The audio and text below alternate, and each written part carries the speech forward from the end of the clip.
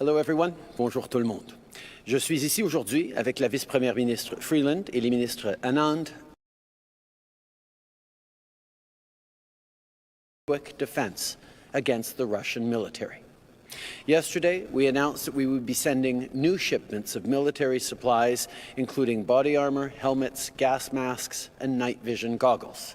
Today, we are announcing that we will be supplying Ukraine with anti-tank weapons systems and upgraded ammunition. Of course, this is in addition to our 3 previous shipments of lethal and non-lethal equipment. It's encouraging to see so many of our partners also stepping up to deliver support and equipment to Ukraine. The international community is rallying to support democracy and the people of Ukraine. The Canadian Armed Forces will also be providing airlift support to transport supplies and aid and to contribute to other NATO efforts.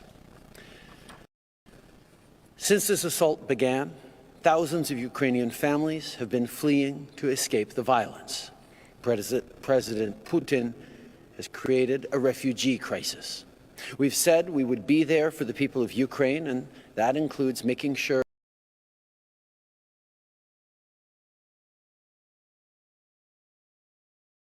bolstered our presence in the region and are fast-tracking immigration applications for Ukrainians who want to come to Canada. Pendant qu'on apporte de l'aide à l'Ukraine, on continue aussi à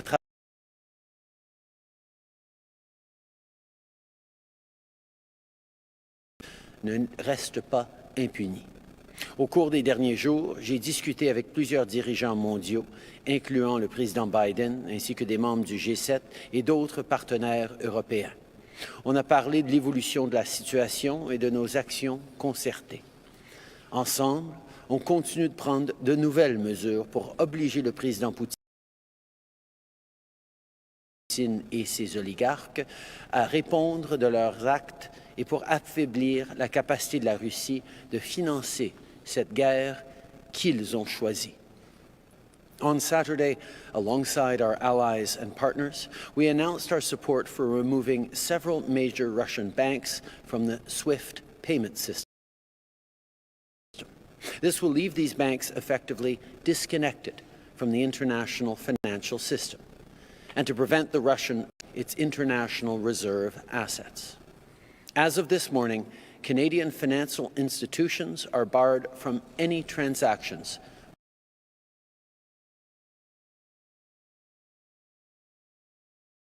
On annonce en plus notre intention d'interdire toute importation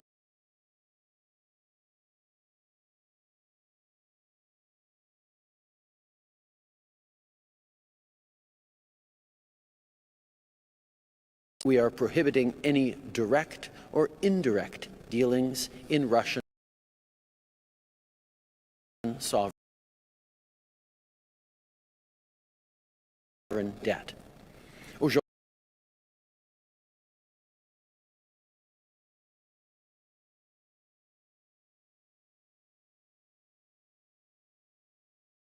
Importation de pétrole brut en provenance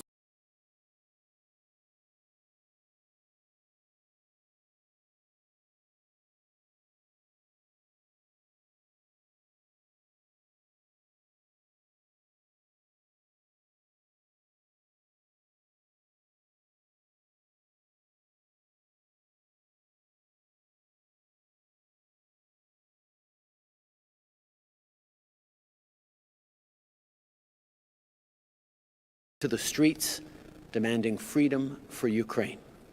Our message is clear. This unnecessary war must stop now.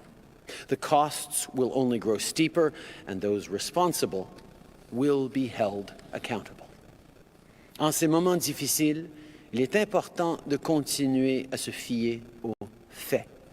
En Russie, le président Poutine continue de bloquer les médias indépendants et il se sert des médias contrôlés par l'État pour propager des faussetés et faire de la propagande au sujet de sa guerre injustifiée. On ne permettra pas à une telle désinformation de se répandre au Canada. The CRTC is an independent body, and we will be asking them to begin the process to review Russia Today's presence on Canadian airwaves. The rigorous process is important when it comes to the independence of media in our country. But even ahead of that decision, major providers are already removing RT proactively. There is a significant amount of disinformation circulating from Russia, including on social media, and we all need to keep calling it out. Our government will continue to be a leader on this. Those who are witnessing the truth are seeing civilians being targeted, grandparents joining the fight, families with young children sheltering in subway stations, and people fleeing to the border with only a suitcase. These images are heartbreaking, and they lay bare the human costs of war. To support relief efforts in the region, our government continues to provide humanitarian aid. Canadians are stepping up to help Ukrainians, and we are ready to match that help. So, if you donate to the Canadian Red Cross Ukraine Humanitarian Crisis Appeal, our government will match your donation up to $10 million. This is in addition to the $50 million for development and humanitarian aid we've already committed. To the people of Ukraine, your bravery is truly remarkable. The whole world is watching your courage and your strength. We are deeply inspired as we honor your fight for freedom, for democracy, and human rights. Canada stands with you. Slava Ukraini. Merci.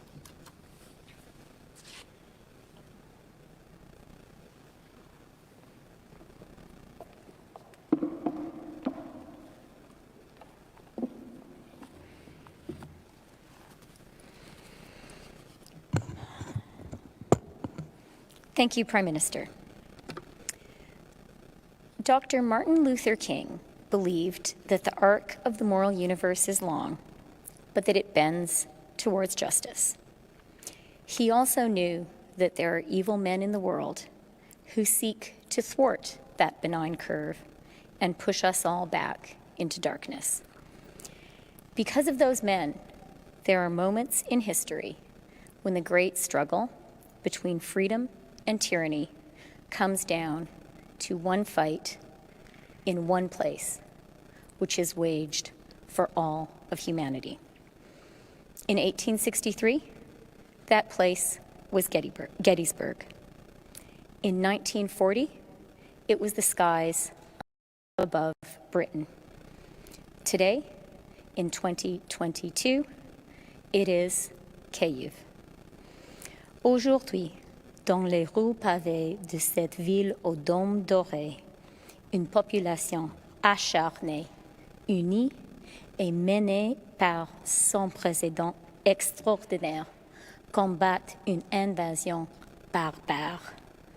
Le courageux peuple ukrainien se bat pour lui-même et il se bat également pour nous tous.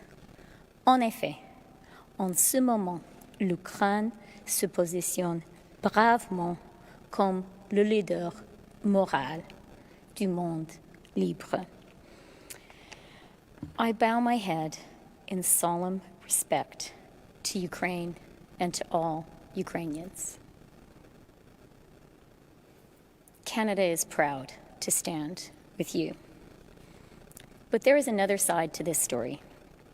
While brave Ukrainian civilians gamely learn how to make Molotov cocktails to defend their homes, one of the world's most brutal war machines is bombarding them.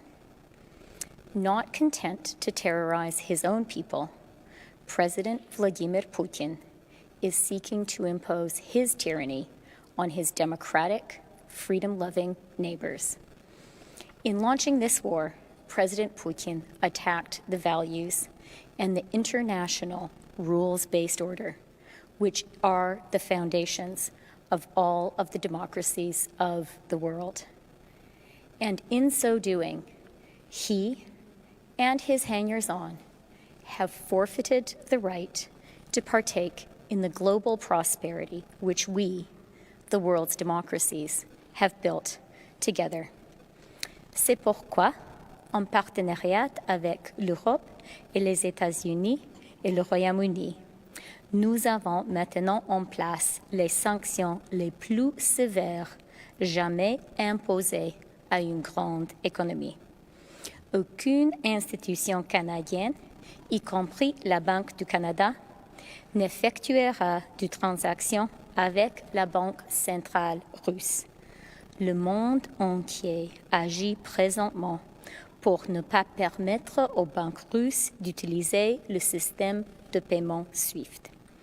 Ces mesures couperont financièrement la Russie au monde occidental.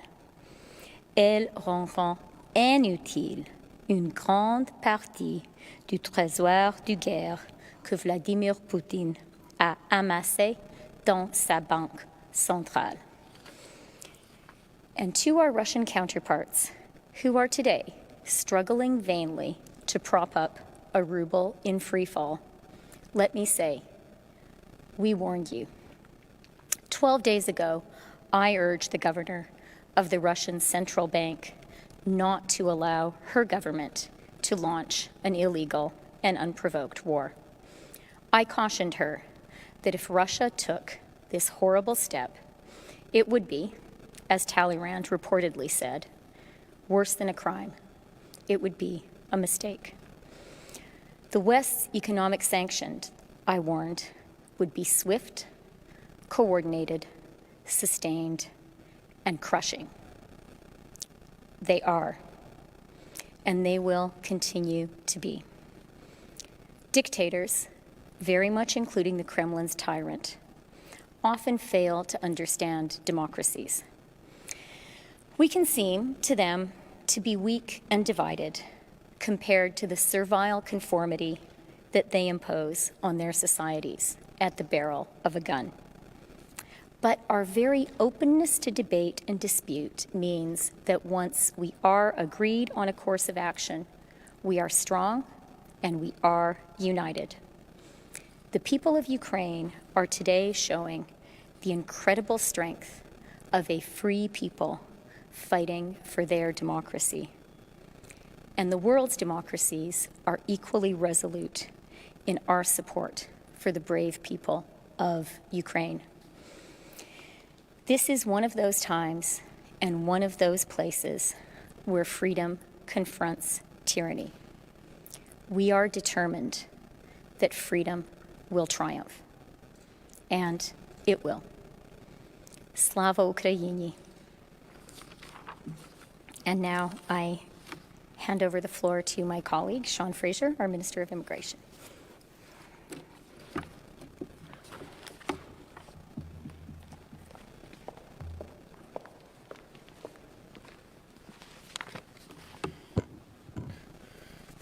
Bonjour tout le monde. La guerre de M. Poutine est une guerre contre la liberté, contre la démocratie et contre les droits de tous les Ukrainiens. Canada, in the face of this conflict, will stand steadfast with the people of Ukraine.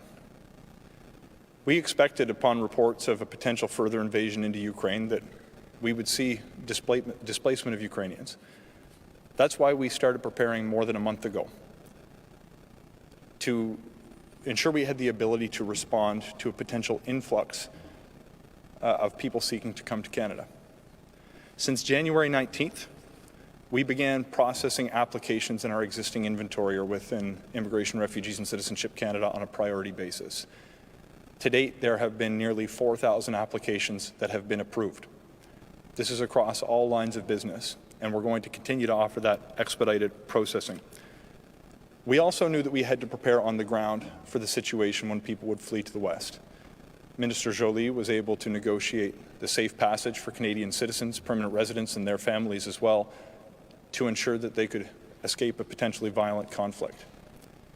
We beefed up the resources in our offices in Warsaw, in Vienna, and Bucharest to ensure that we would have the capacity to process people who found themselves seeking to come to Canada or to make an application. Nous traitons en priorité les demandes de documents de voyage pour les citoyens canadiens, les résidents permanents et les membres de leur famille immédiate afin qu'ils puissent rentrer chez eux rapidement. We also established a dedicated service channel. This is a tool that allows people seeking information about the immigration process to get information, and I want to ensure that people can get information that they can rely on in an age of misinformation and disinformation. For those who are seeking to get assistance or to have information, I would urge you to call the telephone line that we established at 613-321-4243. I'll repeat that for those who are listening. 613-321-4243. Applicants and those with questions can use the web form and use the keyword Ukraine 2022 in their web form inquiry, and their email will be given priority. Once again, the keyword is Ukraine 2022. Nous avons également lancé le traitement urgent de documents de voyage et des passeports pour les citoyens canadiens et les résidents permanents, et certains passeports sont délivrés en moins de 24 heures. For Ukrainian nationals in Canada, we know that you can't go home right now, so we've taken steps to make it easier for you to stay. We've made the decision to extend temporary status and issue open work permits to Ukrainian visitors, workers and students who are already in Canada. Nous éliminons également les frais de demande passeport de documents de résidents permanents, de preuves de citoyenneté, de visas de visiteurs et de visas d'études et de travail. Generations of Ukrainian immigrants, many of whom were forced to flee war and persecution many years ago, have helped build the country that we love so much today. The people-to-people connections between Canadians and Ukrainians justify an extraordinary response. Tous les Canadiens se sont unis pour soutenir le courageux peuple ukrainien et les valeurs que nos pays partagent. I have to say, watching the scenes unfold and the profiles and courage that we're witnessing is an absolute inspiration to the world. And it's helped create an attitude of wanting to do more amongst the Canadians that I'm speaking with. Over the past week, I've heard directly from the Ukrainian-Canadian community, the Ukrainian-Canadian Congress, and businesses across the country on how best to welcome Ukrainians in Canada. In this dark hour, we are with you.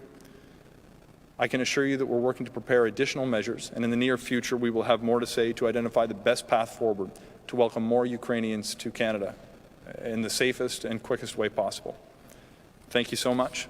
I'll now share the microphone with my colleague, Minister Anand.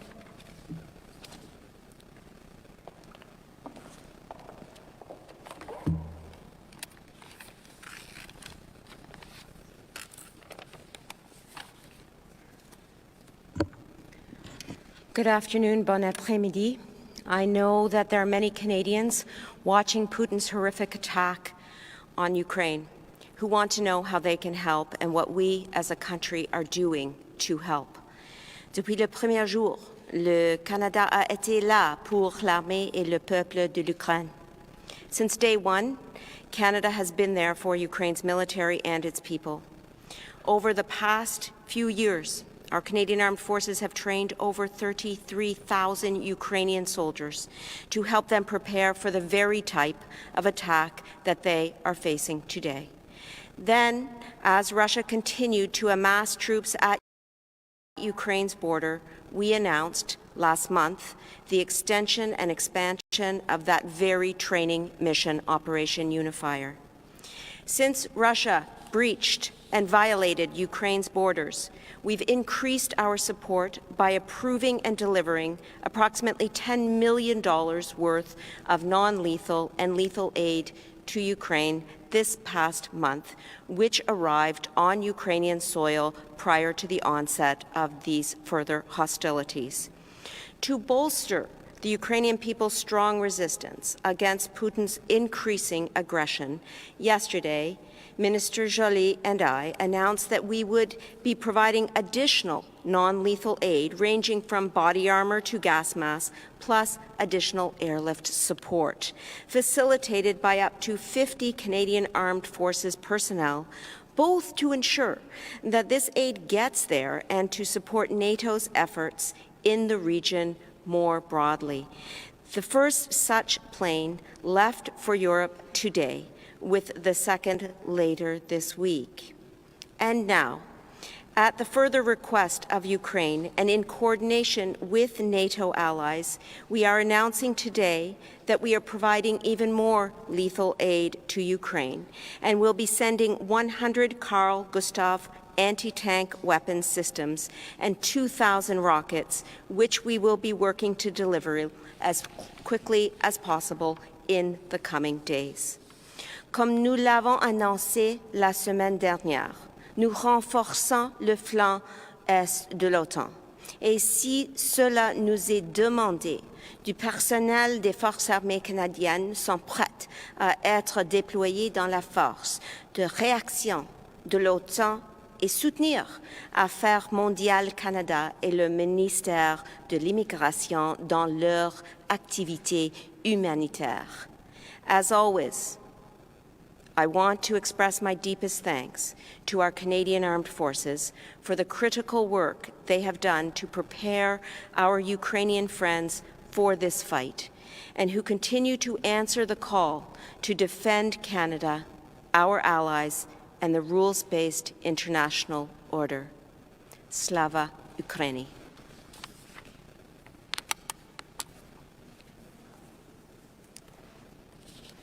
In the room, and then we'll go to the phone. On va prendre 20 minutes de questions, commençons avec les journalistes dans la salle, puis aller au téléphone, starting with CTV. President Zelensky's come out and asked foreign nationals who want to come fight in Ukraine that they're welcome to come, and he would welcome them to come there. Would the federal government support in any way Canadian citizens going to Ukraine to fight against the Russians?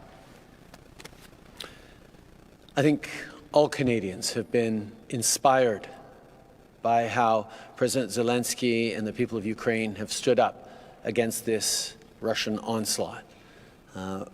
Following along on social media, in our nightly news, seeing the images of people defending their homeland, I can understand why so many proud Ukrainian Canadians are looking to support in any possible way. We have put forward ways to donate through the Red Cross to help people directly. I know people are talking about opening their homes and their communities to people fleeing, and indeed, some Canadians may choose to take more active steps. We will, of course, look at ways to make sure that we're keeping Canadians safe. That remains our priority every step of the way, and we encourage Canadians, as we have been for many, many months, many weeks anyway, to leave Ukraine if they are in Ukraine right now.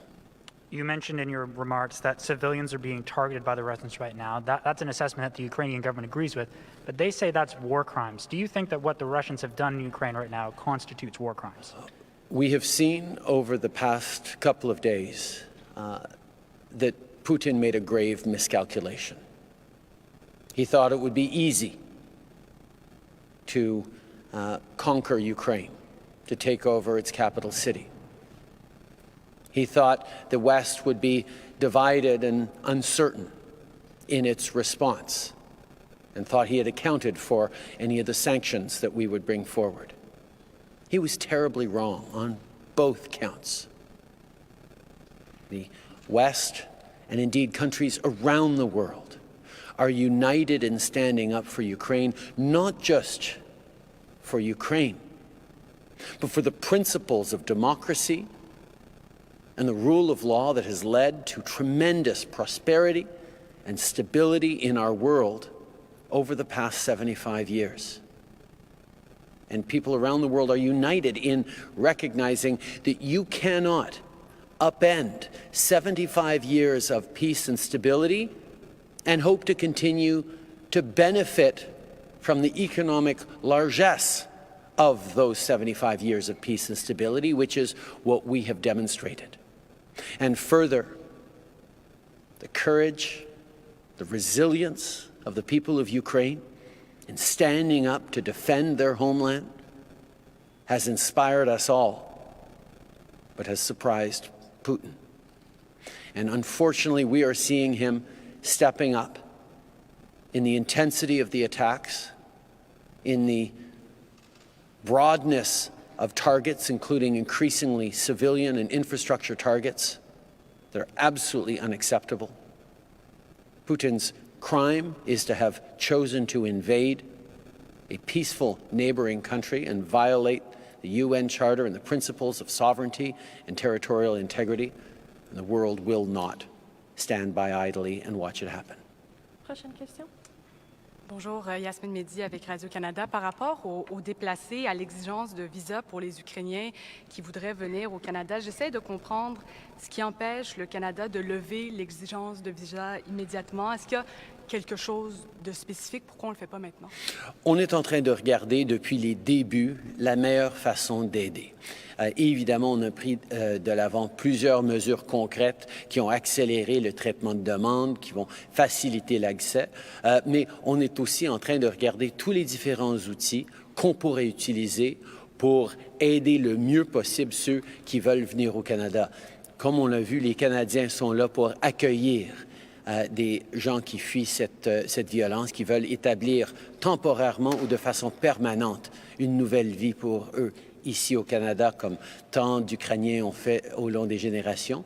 Et nous sommes en train de regarder toutes les différentes façons de le faire et on va choisir la meilleure façon de le faire pour aider le plus de gens le plus rapidement possible. Mais sur ça, je suis très content de passer la parole au ministre Fraser qui peut en dire plus longuement.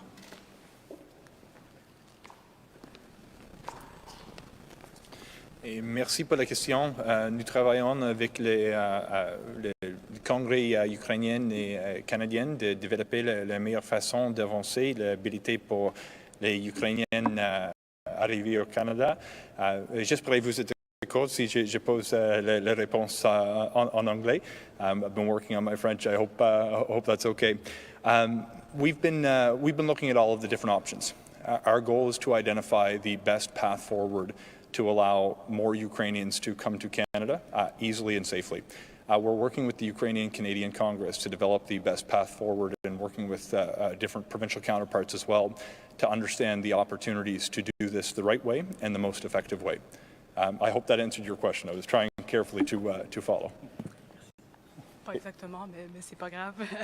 Sur une autre note, bon, chaque jour, votre gouvernement annonce des sanctions, maintenant une aide militaire plus soutenue là, avec l'envoi d'armes. Est-ce qu'il y a lieu de s'inquiéter de représailles de la Russie? À quel point on devrait prendre ça au sérieux quand on est face à un président russe qui laisse envisager le spectre de l'arme nucléaire?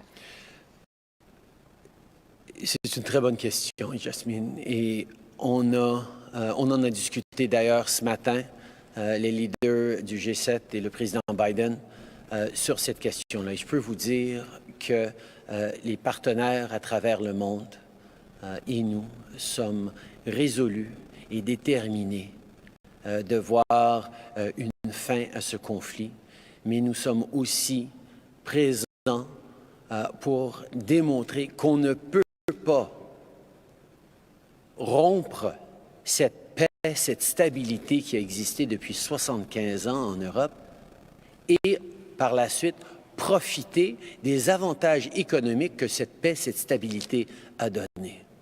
Donc, nous savons que la seule façon de passer à travers, c'est de rester ferme et unis et de démontrer à Vladimir Poutine qui a fait une erreur horrible, qu'il a fait un mauvais calcul et qui va devoir reculer devant l'unité et la fermeté des pays dans le monde.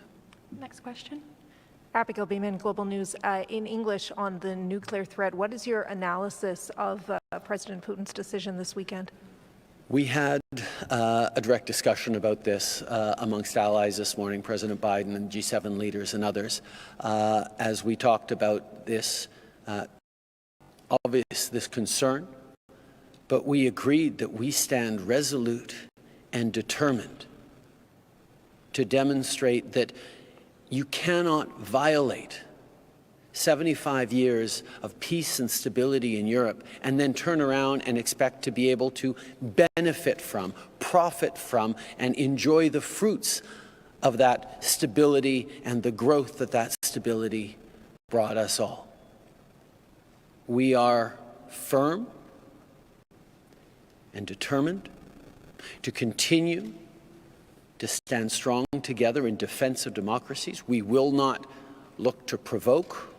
We will not look to escalate, but we will stand in defense of the values and the freedoms that Canadians and Americans and Europeans and people around the world have fought for and fought to preserve over the many decades past. Does raising the alert level of Russia's nuclear forces change anything about the posture of the Canadian armed forces? We continue to hope for and look for de-escalation. We continue to hope that Russia will see that this was a terrible mistake and withdraw its forces from Ukraine, because we will not be backing down on the economic measures and sanctions that we have put forward to demonstrate to Putin and his cronies that they cannot violate the peace and stability that we've seen in this world and expect to benefit from it personally and in their families. But on the military, I'm happy to turn to Minister Anand.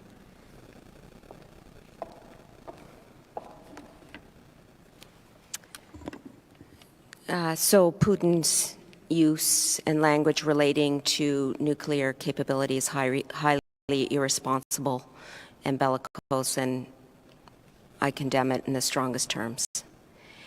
In terms of the Canadian armed forces themselves, of course, we are participating in NATO reinforcement activities as part of Operation Reassurance in NATO's eastern flank. We announced last week that we are bolstering our 500-plus presence there with an additional capacity of up to 460 soldiers operating on air, land, and sea. We are also, of course, standing by temporarily in Poland, where we hope to begin Operation Unifier once again in the future. But I want to be clear. Canadian Armed Forces members are assisting with the deterrence and defensive principles on which NATO is based. We also stand ready, of course, with our NATO allies if there were to be a breach and an occasion to invoke Article 5 of the Washington Treaty, which states essentially that an attack on one is an attack on all. We, as a country, are deeply committed to deterrence, protect the international rules-based order, and the sovereignty and stability of Ukraine. Thank you. We'll take one last question in the room before going to the phone. Ashley Burke, CBC News. Minister Anand, actually. Where are you getting this lethal aid from? Is it being taken from the CAF inventory? Is it leftover stock purchase for the Kurds? Or is this something you're buying specifically for Ukraine? This is from Canadian Armed Forces inventory. The 125 launchers, those are the Carl Gustaf anti-tank weapon systems. The 2,000 rockets, ammunition essentially, that our allies are using, and in fact our ammunition has been upgraded here. Ukraine is asking for this in addition to the lethal aid that we've already provided. And so yes, the answer to your question, it's from CAF inventory. Thank you. And Prime Minister, when do you expect Ukraine to receive the latest shipment of this lethal aid? And do you have any concerns that Canada, publicly speaking about sending more lethal aid, could further provoke Russia's president? You'll note that I rarely provide details regarding the path that our deliveries of lethal aid takes. And the reason is underlying in your question, because we want to make sure that the aid arrives in good time and in good hands. So what I can passage of this aid, and it would be imprudent for me to provide further details at this time for the safety and security of the Canadian Armed Forces and for the safe passage of the ammunition and the weapons themselves. Thank you. Merci. On va maintenant passer aux questions au téléphone. We'll now take questions on the phone. Opérateur, c'est à vous. Thank you. Merci. The first question is from Tanda McCharles from the Toronto Star. Please go ahead.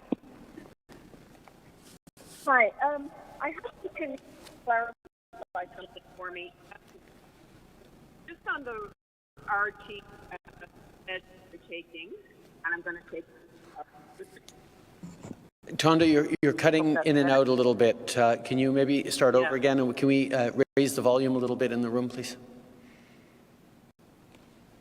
Sorry, is this better? Yes. It sounds better, yeah. Can you clarify on RT? The CRTC has yet to take action on other state-owned media outlets from other countries, including two Chinese networks that have aired forced confessions.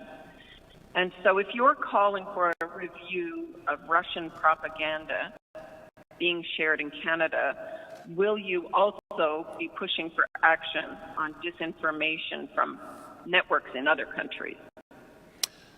Thank you for the question. I think it's a good question and one we should absolutely and are indeed reflecting on. Right now, because of the conflict in Ukraine, because of the importance of ensuring that people around the world are getting accurate information as to Russia's choice to invade Ukraine, Russia's choice to kill the territorial integrity of its way for so long and led to so much prosperity around the world. It is important that Canadians and people around the world be faced with accurate information. That is why we have asked the CRTC to begin the process of removing RT from its airwaves, but from Canada's airwaves. But we recognize the CRTC is an independent body, and this process is important because the independence of journalists, of media in this country is something that we have to take great care in. But even as this process is to be launched through the CRTC, I was very pleased to see a number of major carriers of news and information and networks across this country making the choice to ban Russia today because of the nature of propaganda. And certainly there can be reflections of other countries that engage in misinformation, but right now with the Ukraine crisis, our focus is on that. Following up? Yes, thanks. I would like some clarity. Yesterday, Minister Anand said a combat mission is not on the table at this time for Canadian troops. And you have all spoken about being ready to defend NATO. But I want to understand what you mean by a combat mission in Ukraine is not on the table at this time. What is your trigger or threshold that would put Canadian troops into a combat mission in Ukraine? Is it the deployment of nuclear weapons? That decision, Tonda, is one to be made by our allies together. NATO is a defensive alliance that has agreed to work together and has worked extraordinarily well together for many decades now in keeping peace in Europe and indeed elsewhere around the world. Any decision to shift NATO's posture needs to be taken by NATO leadership itself. Indeed, the countries collected in NATO on Friday morning.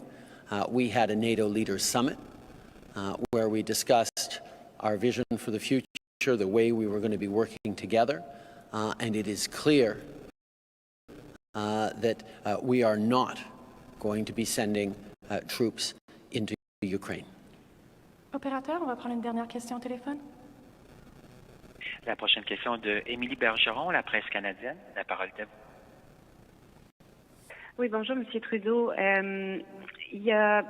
Craignez-vous que les ressortissants canadiens en Russie puissent devenir des persona non grata? Et si c'est le cas, qu'est-ce que le Canada recommande à ces personnes-là qui se trouvent en Russie présentement?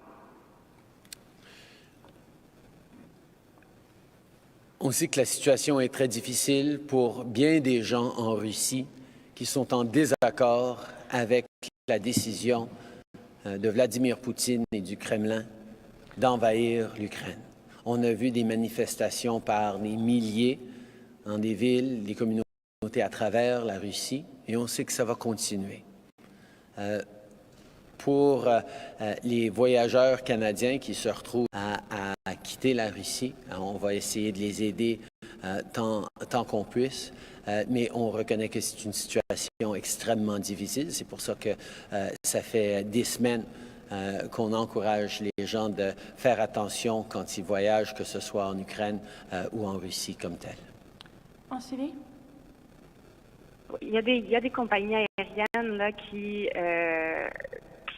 c'est pas possible là, finalement de partir de la Russie. Donc, qu'est-ce que le Canada est prêt à faire pour, si nécessaire, rapatrier ces ressortissants canadiens pris en Russie? Le Canada a pris la détermination cette fin de semaine qu'on allait fermer notre espace aérien à tout appareil russe. C'est une décision importante qui démontre à quel point la compagnie aérienne russe et d'autres jets privés russes ne vont pas pouvoir traverser le territoire énorme canadien pour essayer d'aller en vacances ou aller en voyage d'affaires. Ça fait partie des mesures qu'on met en place parce que le gouvernement russe est complice de ces actes barbares qui se passent en Ukraine maintenant avec l'invasion d'un pays souverain indépendant. Nous allons continuer d'essayer d'offrir de l'aide à tout Canadien en difficulté partout dans le monde, mais on reconnaît que c'est une situation extrêmement difficile maintenant. Merci. C'est ce qui m'appelle la conférence de presse aujourd'hui. This is what ends today's press conference. Thanks all.